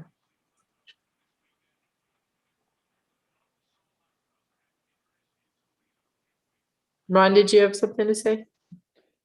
Yeah, two things, a couple things. One, I love the idea of the citrus being a gateway or an entrance, something to, I think that really will stand out coming off of Litchfield Road. Two, a lot of comments on the Verona. We talked about it earlier. I thought something had to go, and I don't know if it's just extending the other walk path. I think it's number 1 or number 2 into where you have the Verona. Just to allow for some continuity and take away some of the busyness of the other piece. And then, and lastly, again, I like the modern lights. I think they're going to tie to everything else that we've done and already approved. And I think they're going to look good with the right coloration. And I think if we just show how they'll look, I think everybody will jump on. I really think they make a big difference. When Brian said the metal, I even have metal at my home. I think tying the metal in is very appropriate right now for what we're trying to do. And so I love the signage in one with some good lighting as well. So, I mean, you guys have done a good job on this, and I just think there's some finessing of it that we need to do. I have a Thank question. you, Member Claire. Was the running bond Verona, was that intended to go all the way to like each building's front door? Is that because is that going to be a requirement of our design review or design guidelines? Sure. No, that actually just is a 10-foot space there. And then in front of the buildings, it'll be more of a concrete, because a lot of times you have that undulation of buildings and that too. We don't know what the building's going to look like. So it's easier to deal with that as a last pour, if you will, up to that butts to that Verona. So it will be a concrete material, and then the Verona. And then there's a little strip along the parking lot area too. I don't know if you can zoom in there. There's a little score pattern in there that's concrete as well. So it's just really the center of the pedestrian walkway is that Verona paver. Okay, so the concrete, that's what's intended to go adjacent to the building? Correct, Chair. But it's just a regular concrete, not the color, not the integral color, the number 1. It was just like kind of an acid etch, a very light finish. But yeah, it was more of the gray kind of up to the building, and then the portion that's adjacent to the parking as well. So Jason, I don't know if you can pull down a little bit to the left. There we go. You'll be able to see that and zoom in. There's a little concrete portion up to the parking.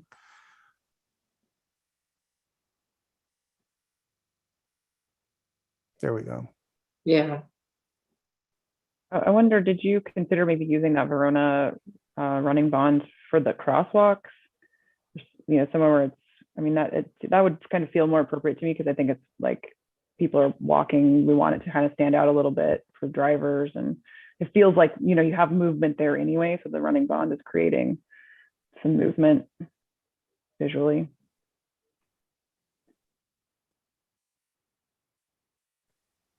Yeah. Susan, can I say one more? Yeah, go ahead. You know, I'm big on continuity, and you know, all the medians that we do have in the park right now all have grass. And if we're doing this and we're taking an aggregate or a stone of some kind and putting it there, I know Parks and Rec said, you know, it's harder to mow and what the situations are, then maybe we consider, I don't know, just for continuity, we need to think about keeping it consistent throughout the entire area. We don't need to have the older area be grass and this be completely different.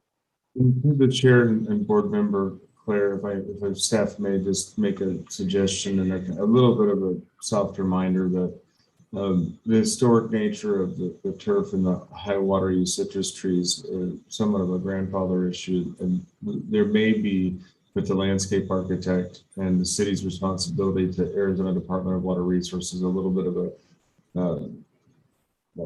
being careful a bit with turf and citrus where in the public street. We'll just need them to verify. I certainly understand the continuity aspect. It's clear, and our streetscapes are beautiful. I think that there might, and maybe let Tom answer if that was the concern. I heard something in the meeting about ADWR, but I wasn't sure. Jason, yeah, I know water's I'm sorry. No, go ahead. I know water's a major issue right now, and obviously we're in a severe drought. And you know, if we're doing it this way, that might be something for us to consider converting the others for continuity and to maintain some consistency through the park. Just a thought as we agree to make this change. I'd like to point out also that you can honor the original style and ideals, but you don't have to be exactly matching to still get the same feel and carry on the traditions. I don't think you have to match it exactly plant species and turf to still get the same feel.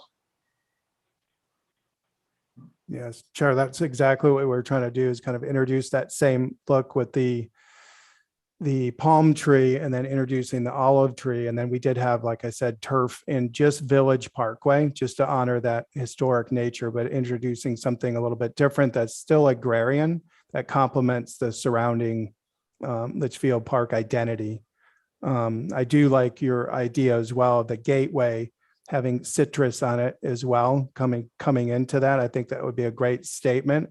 And even behind if you can imagine behind those, the monument signs, which will be at that roundabout coming into Litchfield Square, that'll be a great kind of historic backdrop of citrus. I think that's a great idea. Okay. Any other comments from the board members?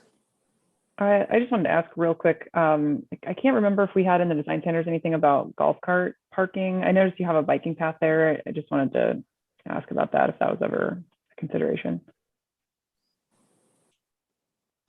Remember, Dudley, that was not initially part of the design approach to the parking.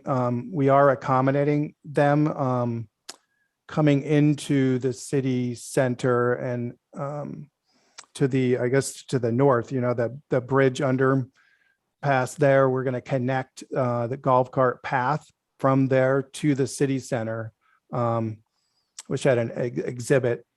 And we do have an exhibit for that too, but we could show you that, but we're accommodating them into the Litchfield Square. And then they, get in. So we did have that consideration for bringing them into the Litchfield Square, but not exactly parking. Do any other of our local communities accommodate golf carts specifically in parking? I drive around Sun City. I don't see, and they're everywhere. I don't see any specific parking. They just park in a regular parking spot. Chair Ternetsky, in my experience in working with all of the West Valley cities, I've not done development in Sun City or Sun City West specifically, but I'm not aware of any parking requirements for any of the neighboring jurisdictions for golf carts. In cities outside of Arizona, golf carts were permitted to be driven on private roadways such as South Padre Island, Texas. you can drive down the main drag and you can park in actual normal car vehicular spots, and you can use rights of way as a vehicle, but there are laws there that allow that. And I just for fun showed you the street scene. I couldn't help it when you mentioned that I'd already seen it. There's a golf cart parked on the parallel spot. It's almost like a smart car, like in Europe. You can park like 2 of them perpendicular if you really wanted to. But I imagine, as we heard, if I may also share, when Sun Health presented their case, their intention was to accommodate golf cart parking by simply having lower speed limits, and that they would use the private streets throughout the project in which to navigate a golf cart and park in regular parking spaces rather than traverse sidewalks and compete with pedestrians. That doesn't necessarily mean that's the direction the board wants to take. I was just giving you some contextual reference on how it's been evaluated.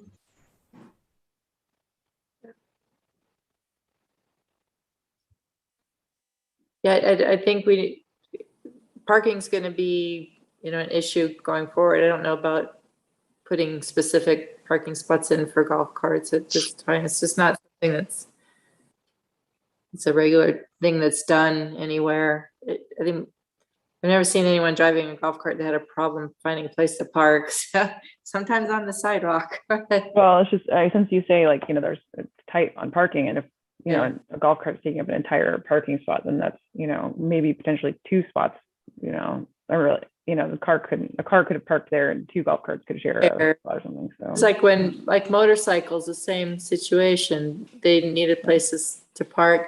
Sometimes they'll share. You'll see 2 but they'll take a parking spot. They could be driving a car. So. And Chair, you may also recall Price Marketplace. We had even discussed, should we require golf cart parking for them? And they kind of pushed back because of the geographical location on that northeast corner. And how do you get there? You got to cross, Camelback. This, though, would be off of the cart path that traverses the city between the golf courses. So someone could use their golf cart to access Litchfield Square fairly easily. Yeah. Okay. Anybody else had a question or comments or? So let's see. I'm sorry, I guess I do have one more quick question. Sorry. Okay. Go ahead, Rachel. The roundabouts, they're intended to be actual roundabouts, right? Or are they going to be like 4-way stops that look like a roundabout, like the other one? And wow, in my understanding, it's going to be a roundabout. Yes. Okay, thank you. I was just curious. Thank you. It's not they're not going to have 4 stop signs and then go around. No. Okay.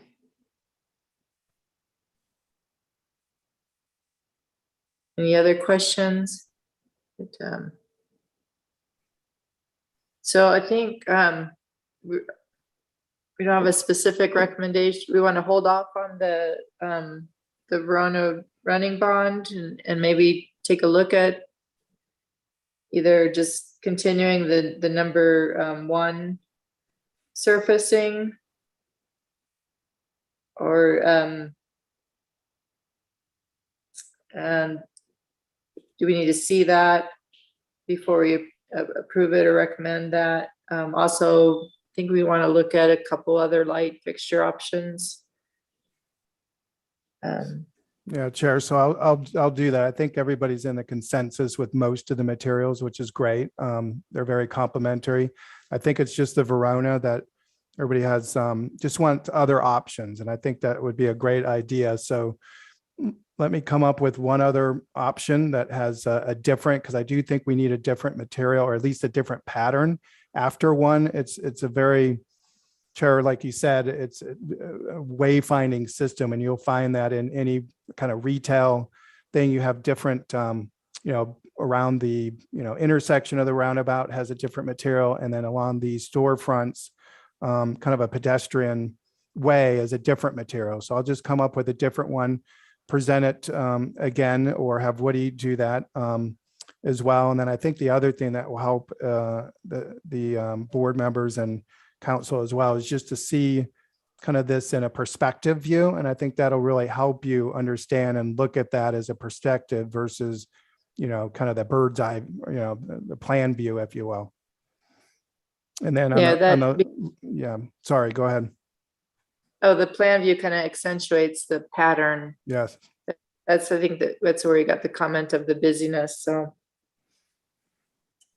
And then one last thing, Chair, is we'll come up with the existing lighting, the more traditional, and then a few on the contemporary side as well in an actual setting. It's very hard to do that, but we'll see if we can find to get the exact one. And then the color, I think, will help too. So you can see exactly the bronze or the dark brown color is complementary to all the materials. Okay. Are So- you able, oh, sorry, Chair. Go ahead, Brian. Tom, are you able to put any of the lighting next to the bathrooms we approved? Like, do you have the technology to do that? Because I think we all love the bathrooms, right? I mean, we thought it was beautiful. So if there's any way to look at any of the lighting with that as the background, that might be, I would find that super helpful. Yeah, Member O'Connor, yes, yes, we could definitely do that, do some Photoshop, and then it'll be photorealism. It's the actual fixture in its natural setting against the, the restroom facility, for example. And that's where they will be. It's in the park area. So I think it's a great idea, but yes, we could do that. Okay.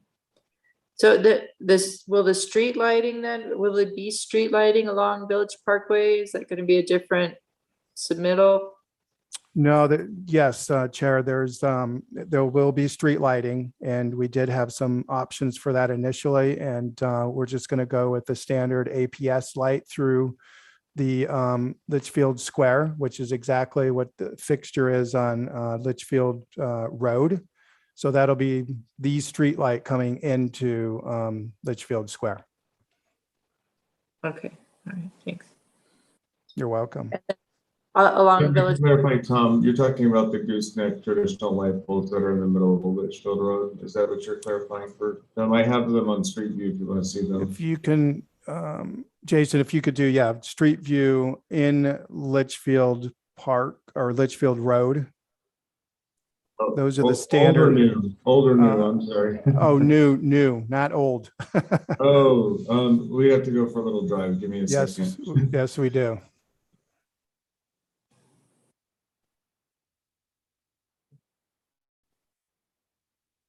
Trying to make everybody dizzy. I'm just trying to get to.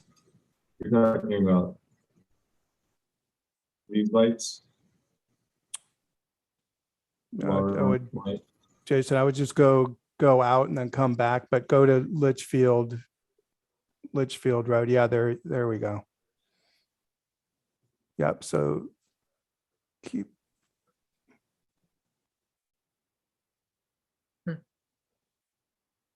Go a little bit further north. Here's where we're going to come in. So let me see if I can get a little closer in context here. Sorry to make everyone dizzy. These are a little different, but these are certainly more traditional. I don't recall if where these are obviously very traditional light posts that are occurring on West Village Parkway. And these are the trellis style features, which will have different color finishes. Field Square, obviously this is the village. But then this is where we would punch through.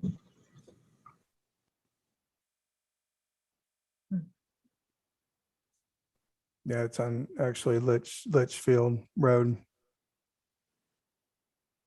These are the traditional typical street lights, median center mount. Yeah, it's the standard like APS fixture. Those ones will be in throughout the city or the Litchfield Square. So those would be at, yes. Oh, okay. That's going to be on Village Parkway down the median. Correct. Okay.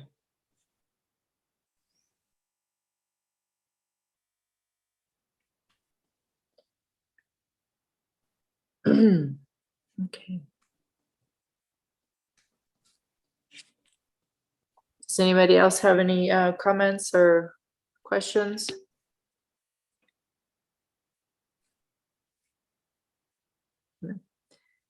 So do we need to make a specific motion as what to recommend to council, or are we just gonna, these are our comments for Tom to go back and kind of fix what and represent? If I may, Pam, for this item, is the intention to take this item directly to council, or are we considering this a bit more of a work in progress that we would bring it back to the board with in light of the items that were brought up tonight? If they are recommending to council directly from tonight, then I believe the chair may be interested in the series of conditions to send that direction with their direction through conditions. You know, how it, I know we're working without, what do you, is it with this, Tom? You may know if you've discussed a specific council agenda, because the DRB would be the recommending body to the city council for this item. If it's intended to go to council quickly, then we would need a series of conditions to address DRB concerns as well as those of the RPG. And I can help the chair. I believe you guys have it already covered, but we could draft those quickly. Yeah, Jason, that was the intent, is to get approval through the materials and signage and the lighting. So we can make the revisions that we talked about. I think it's just the materials are, like I said, kind of complementary. Most of the materials were accepted. It's the Verona. I can come up with a different example for you and present that. And then the same thing with the lighting. We'll do the original, more traditional, and then the contemporary, and then represent to the design review board, and then we'll hopefully make a decision at that point, and then you could present that to the council. Thank you, your Tom. decision through DRB. Your intention would be then, since it's this is the September DRB, your intention would be to bring this item back to the design review board with revisions at their regularly scheduled October 7th design review board meeting for recommendation to council. And that would address the items that the chair has listed as well as the board members. Correct. Okay. The chair's meeting.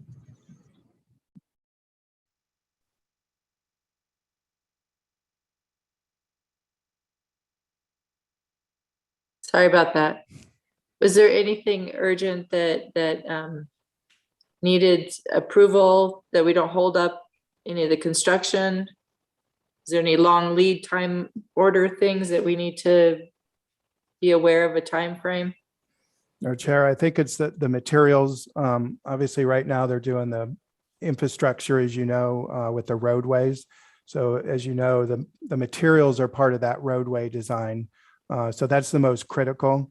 The lighting is for mainly the park. So that's kind of at a different GMP 4 or even a GMP 5. So those aren't critical. And then the monumentation, not as critical, but obviously it's an identity and wayfinding for Litchfield Square. So I think we actually made a decision. So I don't know how this works, but if you want to do a hybrid decision, and because I think there was a consensus on monumentation, and then the other one, I don't know if you do kind of a special session and we don't have to wait until October, but it'd be very quick for us just to make those changes and then represent them to you so you can make a decision. So I think we're almost there. It's just the darn Verona wasn't unanimous. So we could present other options. Is the board in general okay with the other paving materials except for the Verona? Is everyone else okay with the selections presented? Anybody have issue with any of them? You're okay with it? So we can kind of approve everything except for the Verona style in that location. So you'll come up with something for that. We do want to look at other light fixtures, but you said that's for the park, so we're not time critical on that. And then what was the other? We obviously the monument, we've pretty much adopted option 1. So that's something we can recommend to council. And then the only other thing we really were discussing was the option of placing either citrus in the traditional pattern along the median or in the front entryway. So that's probably something else we could come. I don't know, Pam, can we do like a quick session once he's got something, some plans fixed or something to show us? Sure, we can schedule a special meeting. When you have the material ready, you can let me know and I can, or we could decide maybe, you know, to do it for certain now in 2 weeks, or how soon do you think you could put together the backup material for a special meeting? Yeah, I think we could put that together fairly quickly. So within a week or two. So if we want to do it 2 weeks, kind of in the middle, that would be appropriate. If I may, Tom, for the specimen trees that the last item noted that Susan mentioned, if you can just, it's just some past experience of mine, double check the size of specimen trees that may be used at the entry and the viability of their ability to survive if placed and moved at that large size. Would be good to know. Sure will, thank you. Okay, so Pam, do you need to check the city calendar to schedule a new meeting, or can we specify a date? It's probably best to check the city calendar. Why don't I do that, and I'll send out emails tomorrow, or then probably tomorrow, just asking for the board members' availability, and we'll get that scheduled sometime within, 2 weeks. Is that okay with everybody? Okay. So do we need to pass a motion on the things that we're in agreement of, or just do the whole thing in the next meeting? My suggestion would be that we make a motion that we have agreed that we like option 1 and would like to present that to the council for the signage. If I may. Yeah. You're Yes. agendized for action, so you have at least some kind of motion on how you'd like to address the item, even if you add all of those provisions that you previously discussed. Okay. Right. You can take action on the items you want and then continue the rest. That could be your motion. I think that'd be best for council. I know we're trying to get this moving.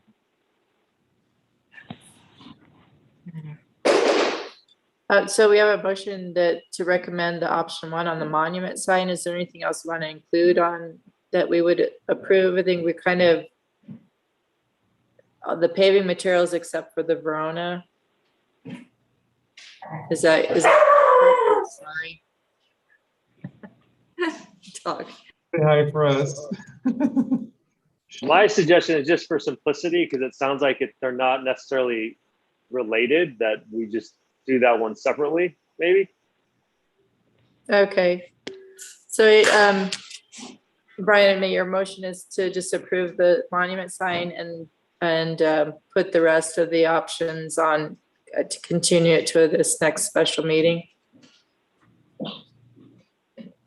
Yeah. Yes. Or can we give them 2 actions? Like just have one clean action that we've approved the monument sign. Yeah, we'll do that separately. Okay, If I may, Chair and Board Member O'Connor, the context of the overall site design, like the page 1 of the streetscape, my understanding is that you're concerned with material choices on a short list of items, but the general concept of the streetscape design is acceptable to the board as well, not just the monument sign elevation. You're asking EPS group to the city engineer to bring back the Verona paving material, lighting options, potential for specimen tree locations for citrus to the board at a special meeting, but the rest of it may proceed in concept. I think of the overall site design, if they're going to be doing construction documents, they would be able to be doing those things in the background while we deal with the topical issues of like finishes. I'm just I understand Board Member Claire's concern of not holding up the CD package. Yeah, I think that was the consensus here. But now if someone can put that into a motion form.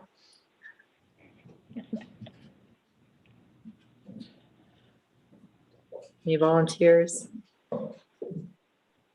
I make a motion that we accept Monument Sign 1 and that we approve the concept of the street design with exception of the some materials and the lighting fixtures to be decided at a determined date.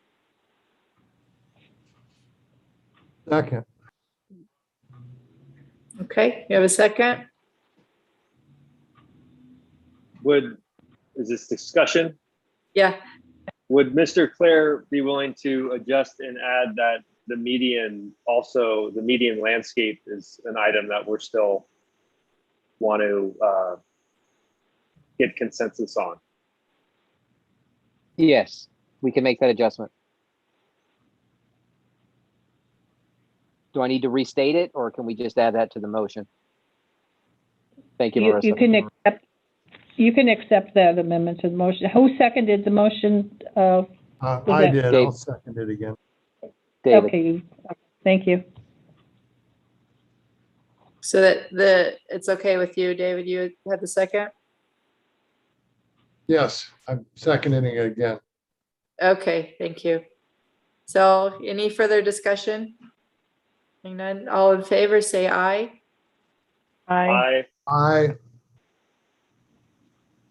Any nays, say nay.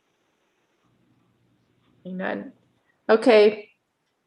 So that'll be our recommendation for now, and then we'll meet up whenever the calendar says. Pam, you'll let us know. Yes, I will. Okay, is there anything else on the agenda? No, gotta go back. Minutes. The minute. Okay. Move we approve the minutes. Have a second. I'll second. Okay, choose fine. All in favor, say aye. Aye. Aye. Any opposed? Okay, and let's see, where are we? That little bitty thing. Staff report on current events. I'll keep it quick. Just coming up on P&Z for those that are interested, we have the use permit for the offsite the trailer for the church. It's a reoccurring item that comes back every 2 to 5 years, and also the staff and legal counsel are continuing to make significant progress on the update to the zoning ordinance as we work through procedures and administration this past week. As you already know, we've been through all of the land use district and general regulations, so the zoning code rewrite is coming along fairly quickly at this stage. So that's it. Okay, Pam, do you have anything? No, nothing to add. Thank you. Okay, do any board members have any reports on current events? No. Okay, a motion to adjourn. Thanks, Ron. Second. Thanks, Brian. All in favor, say aye. Aye. Okay, thanks, guys. We'll see you soon. Thank you. Chair. Thank you, board members. Really All right, good- appreciate it. Have a good evening. You too, thanks.